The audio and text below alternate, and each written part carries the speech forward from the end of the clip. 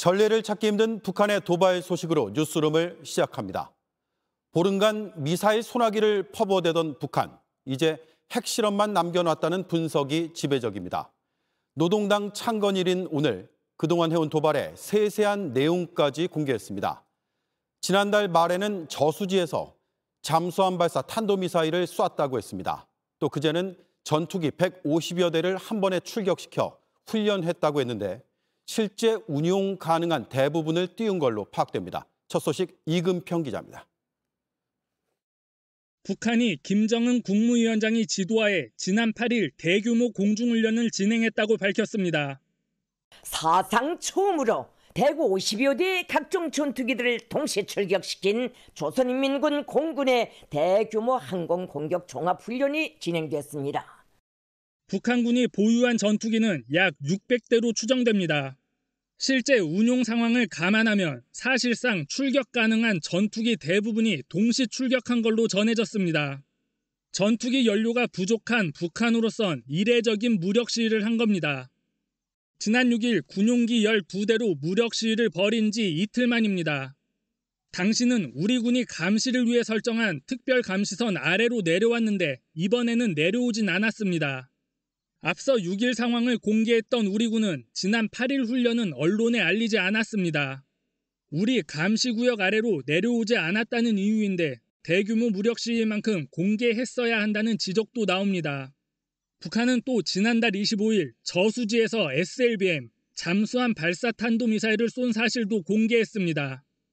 그동안 SLBM을 해상에서 쏜 적은 있지만 내륙 저수지에서 발사한 건 이번이 처음입니다. 발사 장소를 다변화해 포착하기 어렵게 하려는 의도거나 SLBM 시험 발사장을 저수지에 새로 건설하려는 목적으로 풀이됩니다. JTBC 이금평입니다. 북한이 오늘 공개한 사실이 하나 더 있습니다. 2주 동안 모습을 드러내지 않았던 김정은 위원장의 행적입니다. 전술핵 훈련, 다시 말해 핵무기를 작게 만들어 쏘는 훈련을 지휘했다는 겁니다. 이건 한반도를 사실상 위협하는 건데 김 위원장은 더는 대화할 필요가 없다고 목까지 박았습니다. 계속해서 이지은 기자입니다. 김정은 위원장은 지난 2주 동안 북한군이 실시한 훈련을 모두 참관했습니다.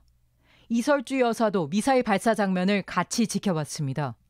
북한이 날짜별로 훈련을 자세하게 공개한 건 사실상 처음입니다. 전술핵 부대가 훈련을 주도했다고 했는데 전술핵은 주로 한반도를 타깃으로 합니다. 특히 김 위원장은 이제 대화는 필요 없다고 했습니다. 적들이 군사적 위협을 가해오는 속에서도 여전히 계속 대화와 협상을 운운하고 있지만 우리는 적들과 대화할 내용도 없고 또 그럴 필요성도 느끼지 않는다고 하시면서 앞서 백악관은 조건 없는 대화도 가능하다고 말했습니다. We could sit down again without preconditions with Kim Jong-un and try to find a diplomatic path forward. 하지만 김 위원장은 12시간도 안 돼 대화를 거부하며 핵 사용을 또 강조한 걸로 풀이됩니다. 북한은 오늘 저녁 노동당 창건 77주년을 기념해 대규모 불꽃놀이를 한다고 밝혔습니다. JTBC 이지은입니다. 네, 이제 관심은 북한의 다음 행보, 즉 7차 핵실험을 할지 여부입니다. 홍지용 기자가 나와 있습니다. 핵실험을 한다면 언제쯤 강행할 것으로 보입니까? 네, 가장 유력한 시기는 오는 24일부터 다음 달 7일 사이로 예상되고 있습니다. 예. 국정원도 이렇게 언급한 바 있는데요. 잠깐 일정을 보면서 설명드리겠습니다. 지금 오는 16일부터 일주일 동안 중국의 공산당 당대회가 열립니다. 그렇기 때문에 이 공산당 당대회, 우리로 치면 대선입니다. 시진핑 국가주석의 연임이 확실시되는 중국의 대선인데 이때까지는 도발을 멈출 거라고 전문가들은 보고 있습니다. 중국의 잔칫날에 재를 부리기 쉽지 않다는 거죠. 다음 달 8일에는 미국의 중간선거가 있습니다. 미국의 주목을 확 끌려면 그 선거 전에 핵실험을 해야 해서 이번 달 말이 유력하다는 분석입니다. 네, 저 2주 사이에 핵실험을 할 수도 있다라는 얘기인데 북한이 어떤 노림수가 있든지 국제사회에서는 글쎄요, 좋게 볼 수는 없잖아요.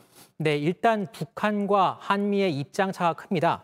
우리는 북한이 지난 3월 대륙간 탄도미사일을 발사하면서 핵 개발과 대륙간 탄도미사일 발사를 유예하겠다던 북한이 그 4년 전 선언을 스스로 파기했다고 보고 있습니다. 네. 반면에 북한은 한미일 연합훈련을 다시 실시하는 것이 문제라는 입장입니다.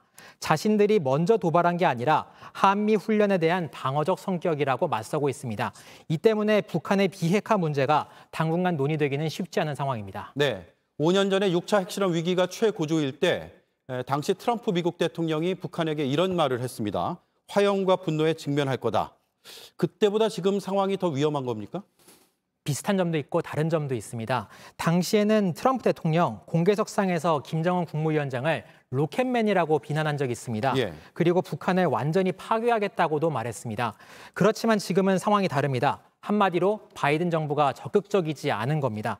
트럼프 시절에는 북한 문제가 미국의 우선순위였기 때문에 북미 정상 간의 대화가 진행될 수 있었다는 분석도 있습니다.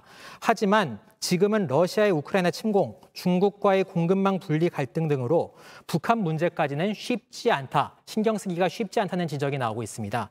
결국에 북한의 입장에서 미국의 눈길을 사로잡으려면 더 큰 도발을 할 수밖에 없습니다. 이를테면 핵 개발이나 대륙간 탄도미사일 발사 등이죠. 네, 윤석열 대통령은 비핵화 로드맵인 담대한 구상을 밝혔습니다. 그렇다면 다가올 핵실험에 대한 대비책은 있습니까? 일단 대통령실은 강력한 한미 동맹을 이용해서 핵 확장을 억제하겠다는 입장으로 전해졌습니다. 아직까지 북한에 대해서 얼마든지 진정성 있는 대화를 할 수 있다는 비핵화를 전제로 한 입장은 유지하고 있는 가운데 고조되는 위협을 타개할 만한 뾰족한 방법은 아직 나오지 않은 상황입니다. 그렇군요. 홍지훈 기자, 잘 들었습니다.